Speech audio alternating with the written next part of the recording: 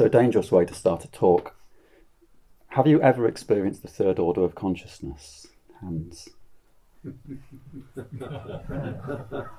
Yeah. A few maybes, yeah.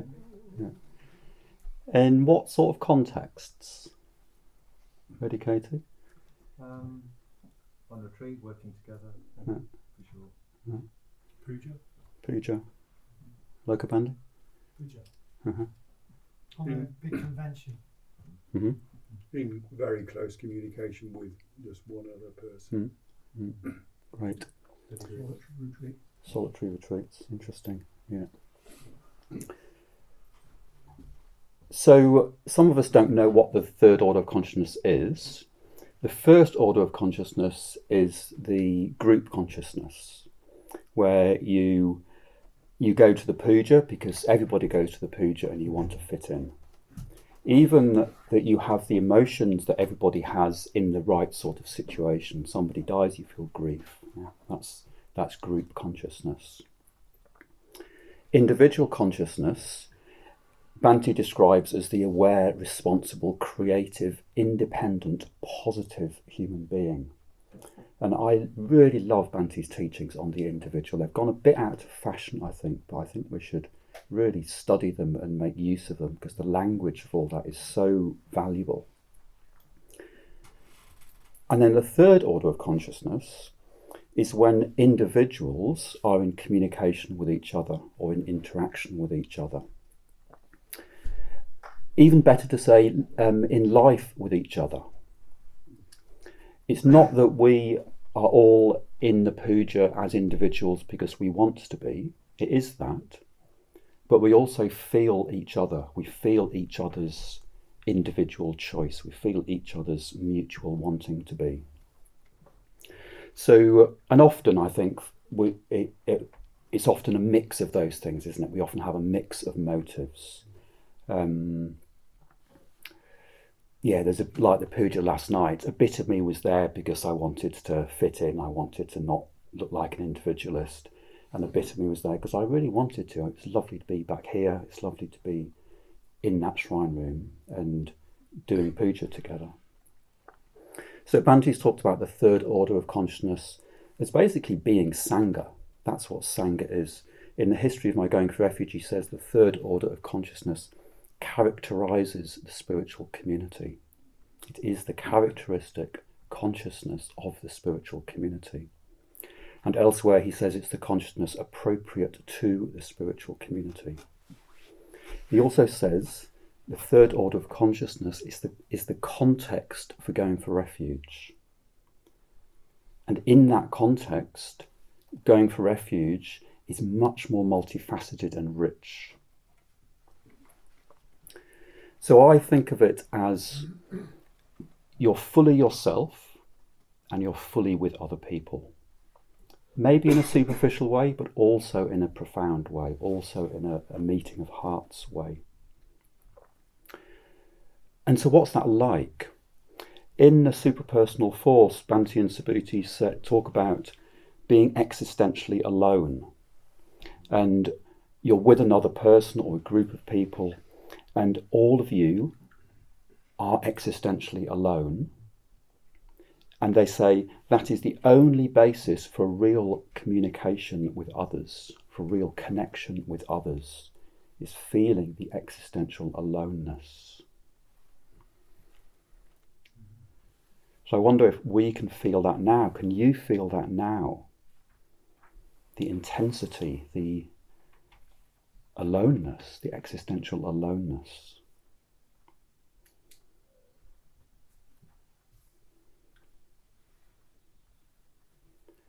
And you're in a room with other people who have the same or a similar and overlapping aloneness.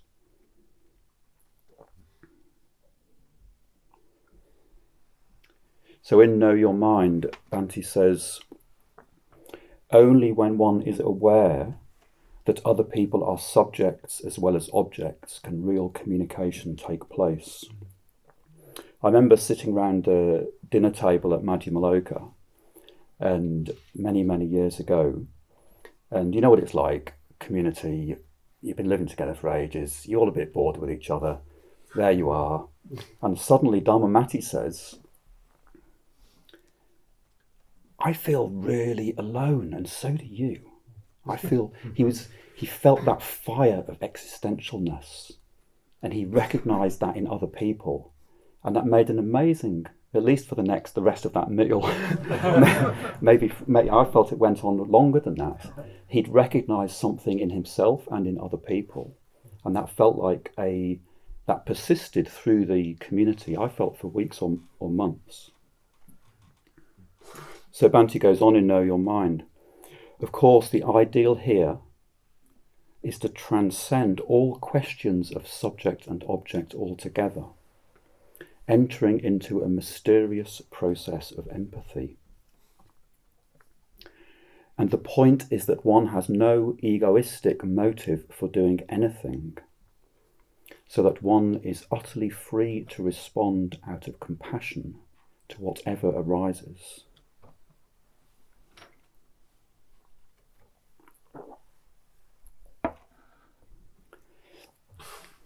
And as Upeksha Prayer hinted at, I do want this to be practical. I do want this to, I want this to be real. When I think of the order, I believe we can gain enlightenment.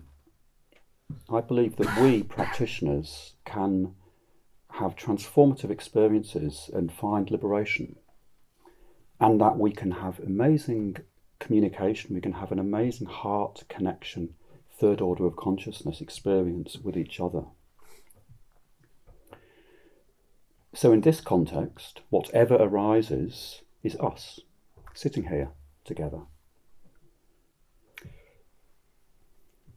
The point is that one has no egoistic motive for doing anything, so that one is utterly free to respond out of compassion to whatever arises.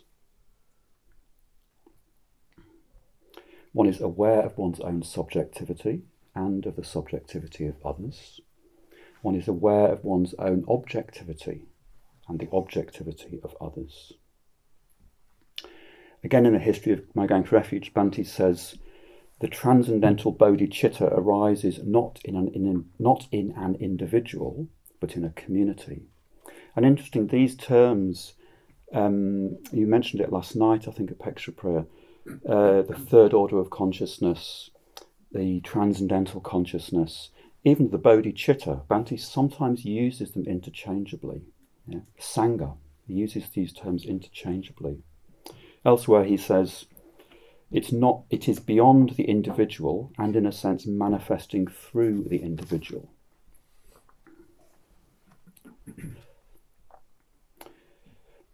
So it's manifesting through the individual, but as an interaction between individuals.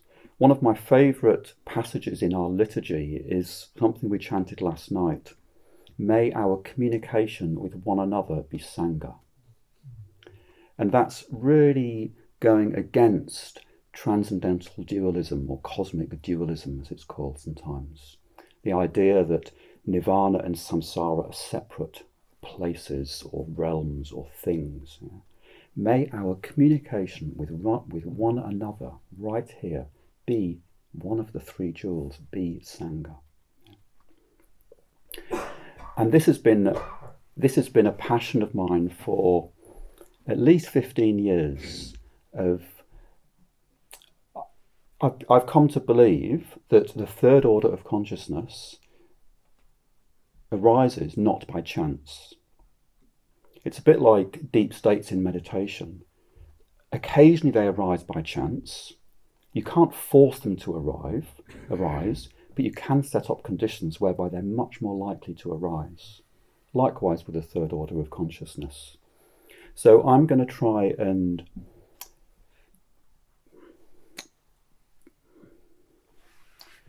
share some experiences that I've had of trying to encourage the conditions for the third order of consciousness to arise. For me, this has been I'd say for at least 15, maybe 20 years, this has been one of the primary things that I'm trying to do when I lead a study group. As well as communicating something of the Dharma, trying to set up these conditions. So I'm sure we've all had the experience that you explain to someone a meditation that you've had, or a retreat that you've had, or a love affair that you've had. And in telling it to a friend, you feel that you've lost something. You feel that you've destroyed something valuable in the experience. I think most of us have probably had that experience. Have you also had the experience where you tell someone of a meditation experience you had, or of a love affair, and in the telling, you discover more meaning, you discover more significance. And in the telling, you discover a deep and unexpected connection with the person you're telling.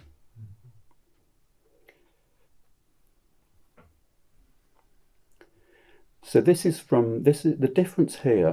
My theory, the difference here is in how are you telling the story? Are you just telling the story just like you told it to the last person? Or are you going back to the experience in your body, going back, remembering the experience, in a sense reliving it, not as it was, but as it is now, and talking from there? If you're listening to someone tell a story, are you listening to them as already understood, as already categorized, or are you listening freshly? So this, I'd say, on both sides is a skill that we can learn. I think of it as the art of communication, or the art of friendship. It's a skill, it's a creative art that we can learn.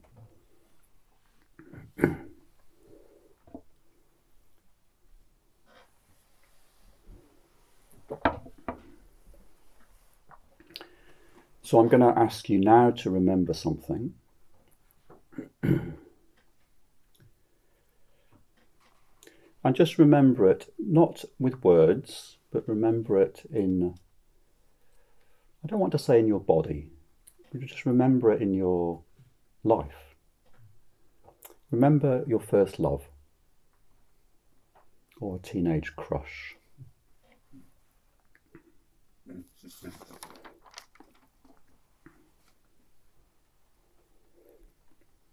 Can you have a sense of the whole of it? The whole richness, complexity. Can you have a sense of the whole of that? Not jumping to stories that you've told, or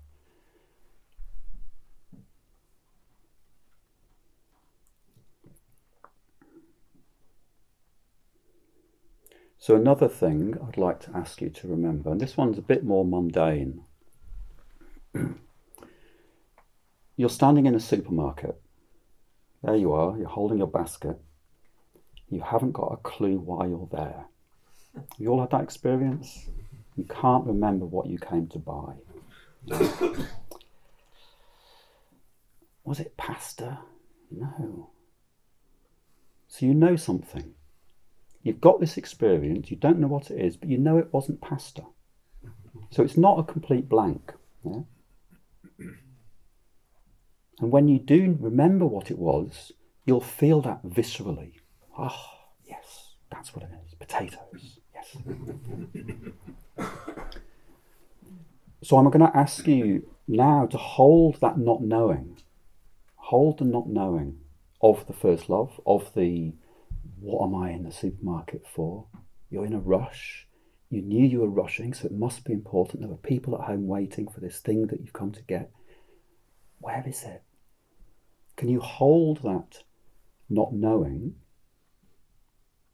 like holding a live insect between your thumb and forefinger, or like holding the infinite blue sky? You can't grab it, but it is there. And it's not giving you any answers, but it's still precise. It's still something. It will tell you exactly when you get it right. Someone asks you, how are you? You ask me, how am I? How am I?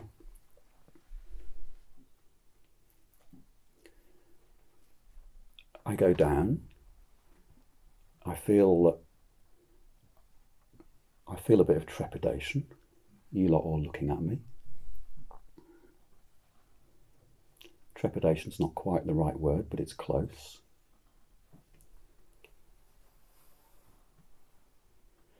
There's love there, but there's energy. There's excitement.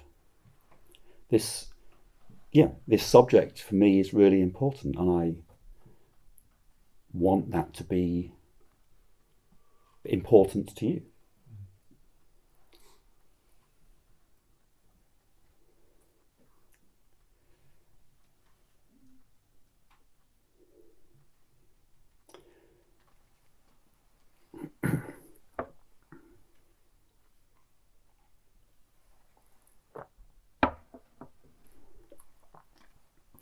And I've just given some descriptions of what's there, but that doesn't answer what's there. It doesn't tick, now it understood. That's how Saraha is.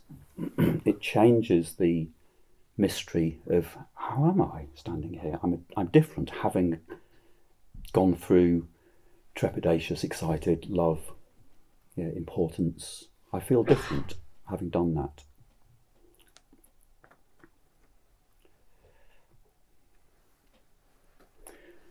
So when Bhante talks about the third order of consciousness, he often emphasises the importance of a common task, and he often mentions working together.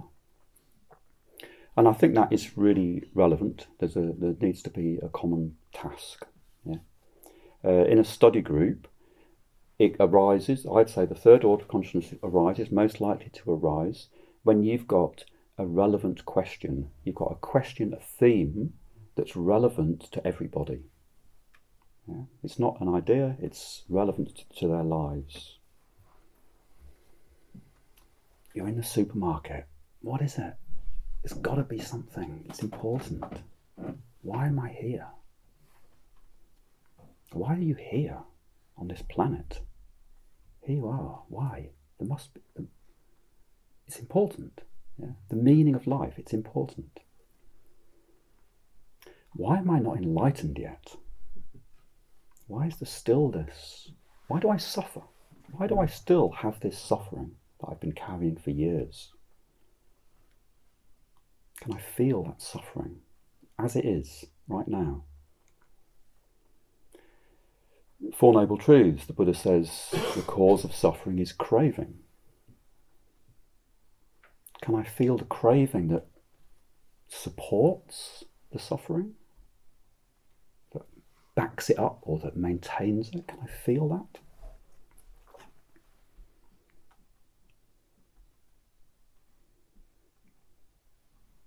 Four Noble Truths, there is an escape from suffering. So find a relevant question.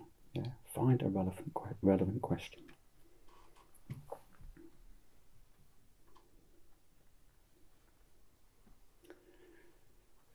So I'm a bit of a cloud person. I don't easily do linear. I don't easily do structure. However, through doing this, through thinking about and discussing and reflecting on this subject, I've come up with it's not particularly lineal, but it is a sort of structural framework, and I slightly humorously call it 3 pairs and a work of art. So I'm going to show you through these, as a structure to this talk, I'm going to use 3 pairs and a work of art. And I've already talked about the first pair, formulate and hold. Clearly formulate a problem. It might be building a Buddha center together, or raising some money, or with a close friend working out, why am I here? How does Shunyata impact my life? How is Shunyata the doorway, the Dharma doorway? Find a relevant question and formulate it. It might be, I don't have a question, I'm just going to keep it open. It might be a clear philosophical question.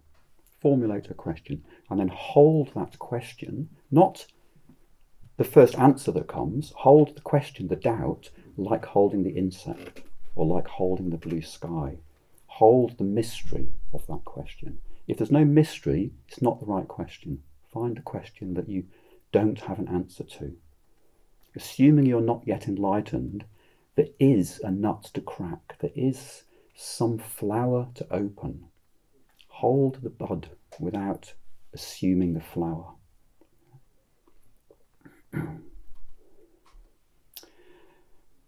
One of the things that I love about these gatherings is that many of us are getting old. Many of us are getting older. I've been part of this for 30 years, more than half my life. The vast majority, maybe even you could say the whole of my adult life. And that brings a lot. Yeah. I want to talk a little bit about time. So sometimes we think of time is the fact that not everything happens at once. And there's the common model of time, past, present and future, as discrete events. This works really well for engineering. If you want to build an engine, that works really well. Works for physics. It doesn't work for quantum physics, and it doesn't work for human beings. It doesn't work for any animals. Think of a tree. Think of a tree.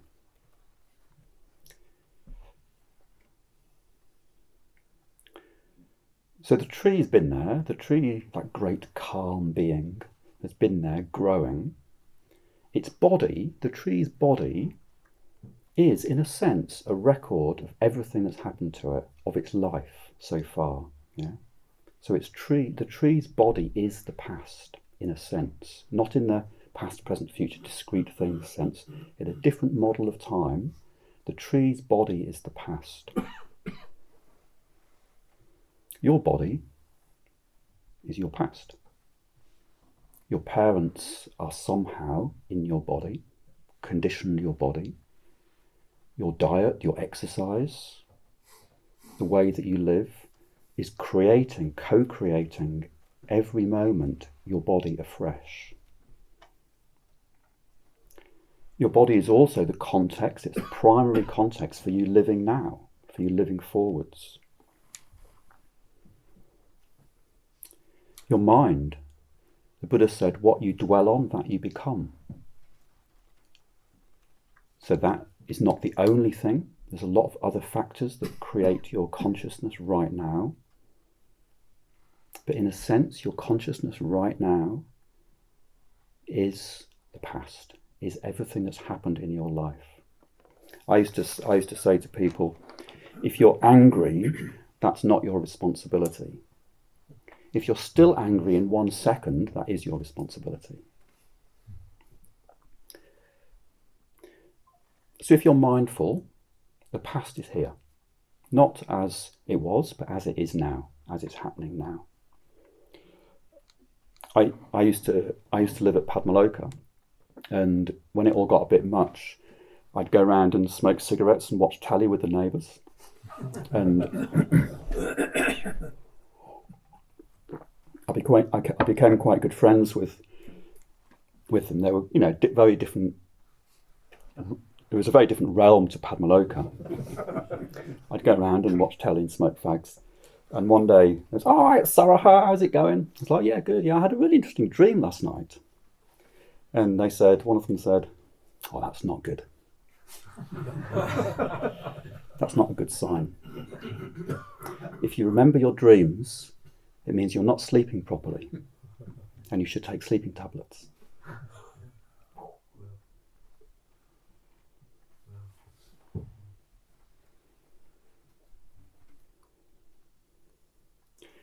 The tree will keep growing.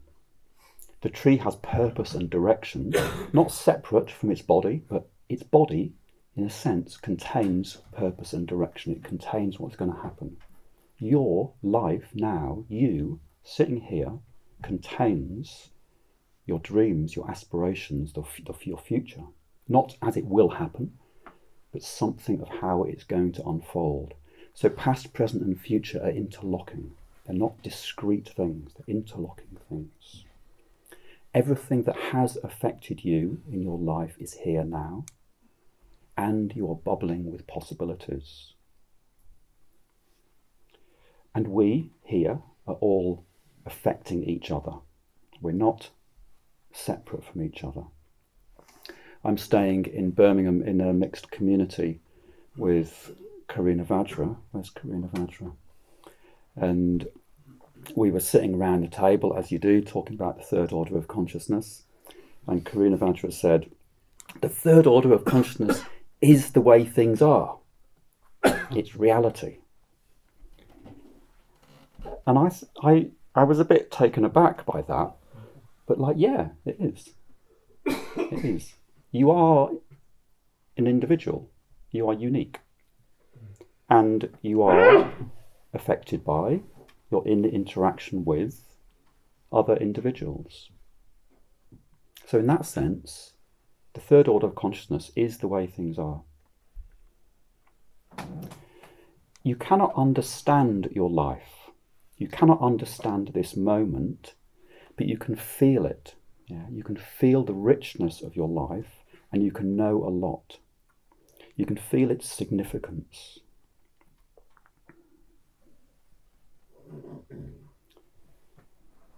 And can you feel the significance of your life? Can you feel the whole of your life as it is relevant to that question? I've asked you to formulate a question, or I will ask you to formulate a question. Can you stay with the all? Can you stay with the all of your life? You're sitting here now, your past, your future, everything that's happened to you, experienced right now. You're sitting here, I'm here, this is happening. Can you hold the all and hold the common task, or hold the question?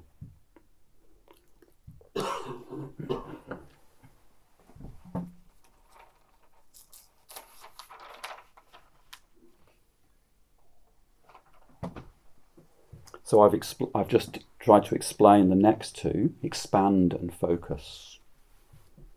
So formulate your question, have a clear question, hold it, hold the mystery of life. It might be the whole thing, it might be one particular question. Expand to include everything and come back. Relax. Include everything, include self, include other, relax. And remember the question. So this pair, it's a bit like breathing. You're in a study group and you breathe between those things. You breathe between the question you're discussing and including everybody who's there, including everything in yourself and in other people, and coming back to the question. If you don't focus, it can get really wishy-washy. If you don't expand, it can get a bit analytical and pointless. Yeah? Unless you want to teach someone the 8 somethings, yeah, might be useful. But if you want to generate Sangha, as Bhante calls it, expand, include everything, and remember your common focus. So when I stop talking, I'm going to ask you to go into pairs. I'm going to ask you to get into pairs. And obviously you can do what you like. The shrine room is available if you just want to go and meditate or drink tea or something. But I'm going to ask you to get into pairs. And I'm going to suggest that you are very meditative with each other. No egoistic motive. What that means is you as a separate self are not there. So relax that. Just let that relax away. Be with the other person.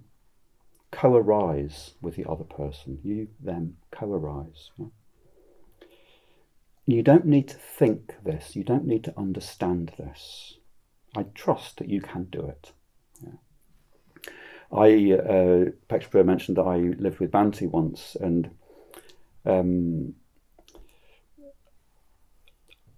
I lived with Bhante because I'm quite easy to get along with, which is true. But I also have this side, which is a bit intense. I'm always a bit like this. What I'm doing now, I'm always a bit like this. And sometimes I could be a bit like this with Bhante. And I think sometimes you got a bit sick of it.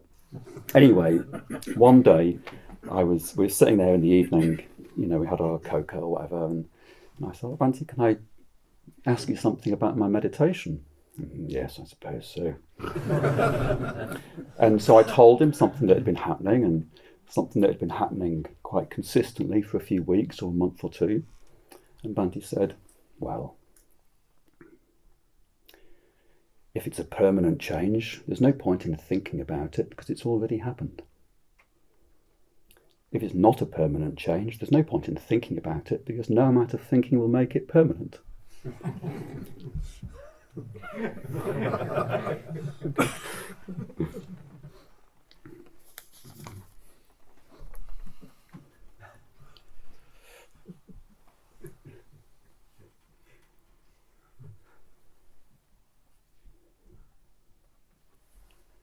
So I think the most important conditions, if we're doing this project, you've come on an order weekend called the Third Order of Consciousness, you've got me, I'm going to do this.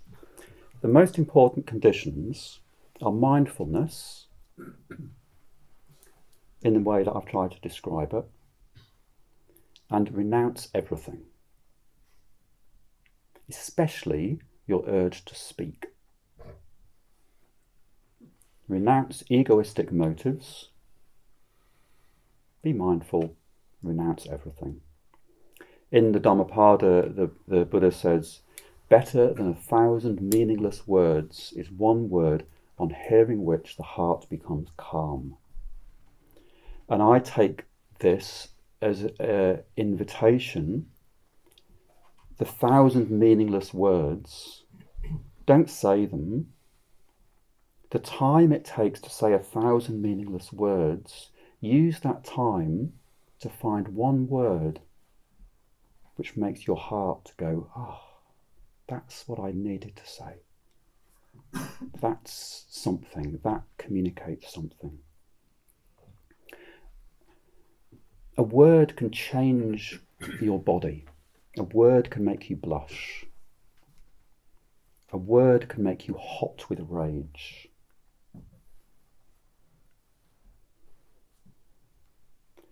So I talked a bit about time. I'm going to talk a bit about self. You are changed by words. You are changed by everything. The person who walked into this room is different than the person who's sitting here.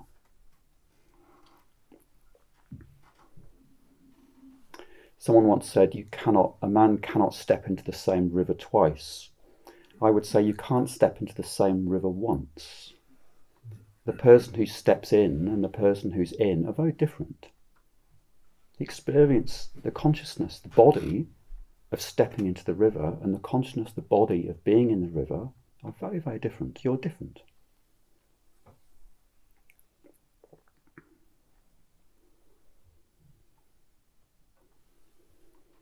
So we're here with all of our history, all of our future, with each other, who also have all of their history, all of their future, bubbling intensely away. We're creating each other. Yeah. It's very obvious in a study group of 5 or 6 or 10 people, everybody being there changes everybody else. When you're in a pair,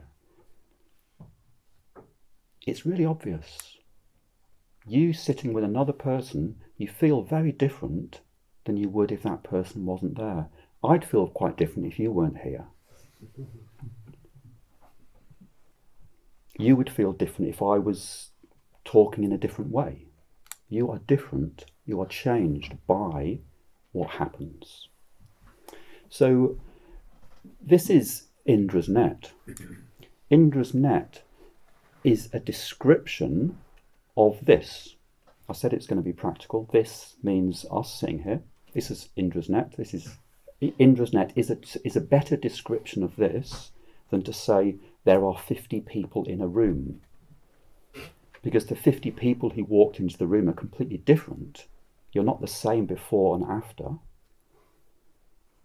So there are not 50 people in a room. There's an interaction. Well, there are, but that's like past, present and future, sort of true, useful for engineering, not true spiritually, not true from human beings. There's an interaction going on. There's an engagement, a relationship going on. You can divide it into 50 units, but that will change the units. This is the way it is, as Karina Vajra said. This is reality. Whether we know it or not, Indra's net is an accurate description of this. No fixed units, no separate selves. And you can sense it. You can sit here and you can sense that. You can't understand it, probably, but you can sense it if you're mindful.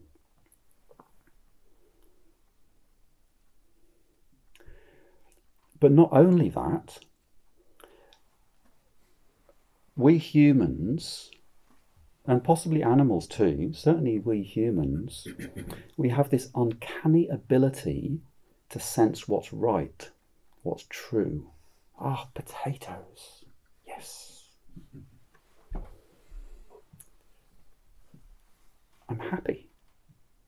We have an uncanny ability to notice what's right and know that it is right, even when we start with a mystery.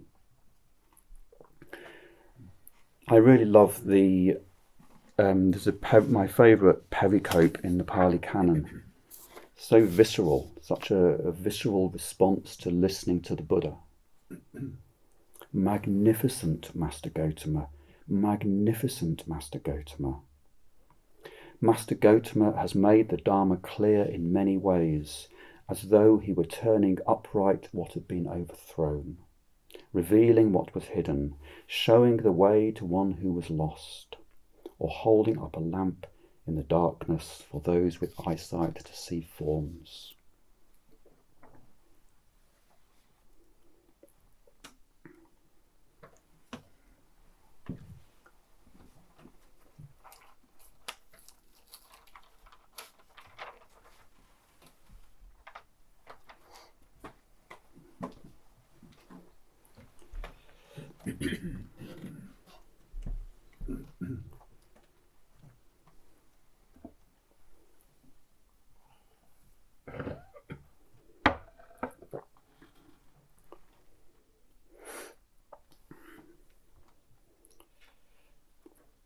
So the project is to sit in pairs, in silence.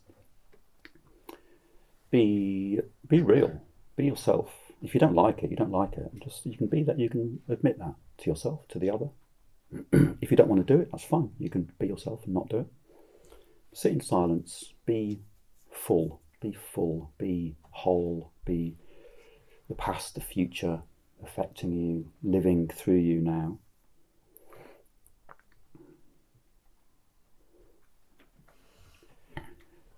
Allow your experience to be changed. You look now like you're attentive and receptive. You look like you're allowing your experience to be changed. Allow your experience to be changed.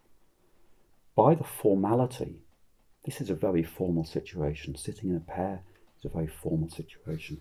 Allow yourself to be changed. But also notice that you are changed. Everything is shunya.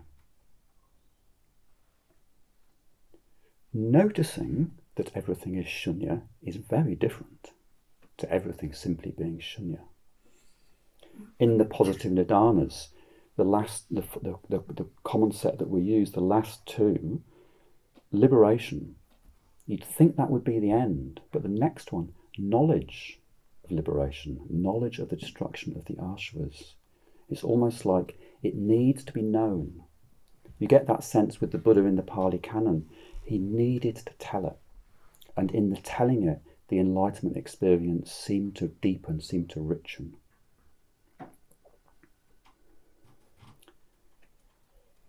Everything changes. Noticing that everything changes is very different to just that everything changes. living your life knowing that everything changes is different to just knowing that everything changes.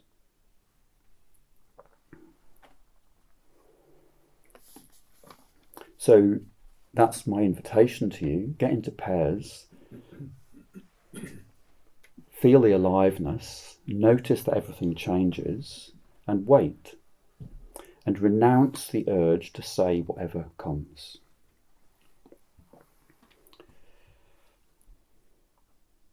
Wait for that word or phrase that changes your heart.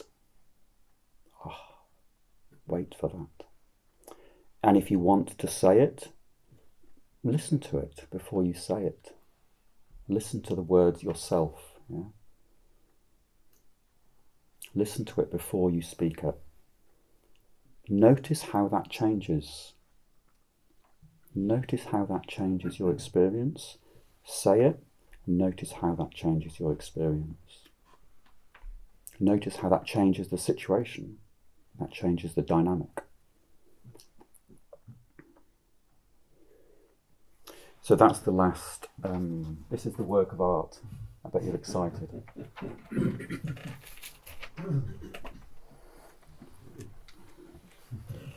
So what's the F word in the black?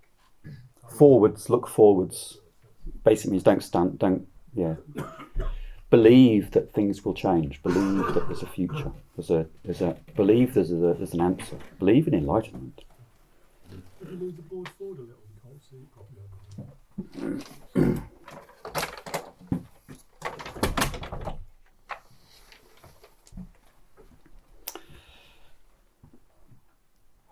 So in pairs, I'm going to suggest you take turns. It definitely feels like a risk asking venerable order members to do something like this, but hey, I'm doing it. Prextra said you couldn't predict what you were going to get when you asked Saraha to do something.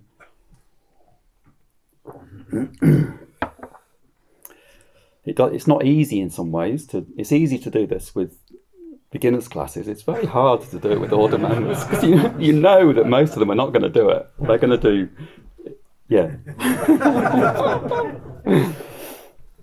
But it is important to me. This is important, and I find that it works. And the third order of consciousness, it matters. It is the context for going for refuge. It is Sangha, and it doesn't arise by chance. Get in pairs. Take it in turns. We'll probably have an hour in pairs, maybe a little less. We'll have an hour, so take it in turns. You've got half an hour each. You can grab a cup of tea. I'm not going to have a tea break. I don't believe in tea breaks. But you can grab a cup of tea and take it to your pair. Or you can get your tea halfway through or whatever you like. So take it in turns. Choose who goes first. And the one who goes first, formulate a question. Find yourself a question, something that matters to you. Something that's important. It might be a Dharma door, something that's important. And say it, formulate it, say it out loud. And then stay with the mystery of it. Don't immediately get into answering it. Yeah? Stay with the mystery of it. Be with the unknown. Experience it. Hold. Here's your life. Here's this bit of your life you haven't got an answer to. Renounce everything. Just be with that, yeah? And be with the other person. Let the other person just sit there and witness you in silence. So the other person, the person who's not going first, your job is to support the person who's reflecting to stay in a genuinely explorative mode. You're supporting them to stay open, to stay mindful, to stay present, to keep coming back to the question, to expand their awareness to include more nuance, more honesty, more reality of your life, and to come back to the question. to do that in the spirit of trust, yeah? There is an answer. Enlightenment is possible. There is an answer. Freedom is possible.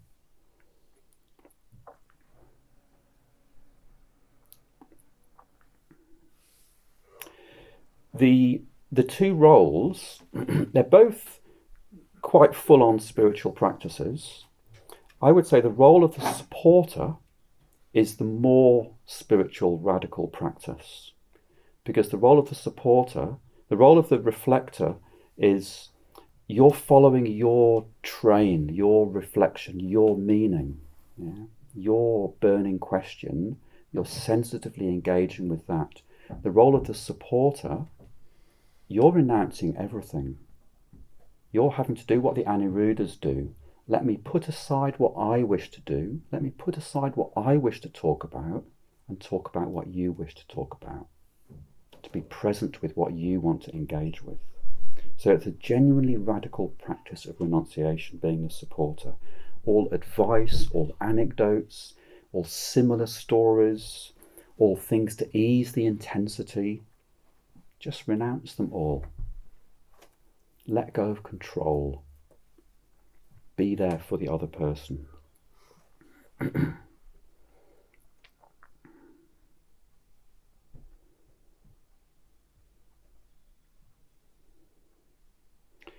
So yeah, I invite you to do this. I invite you for this hour to notice and live in the mutual co-arising of each other.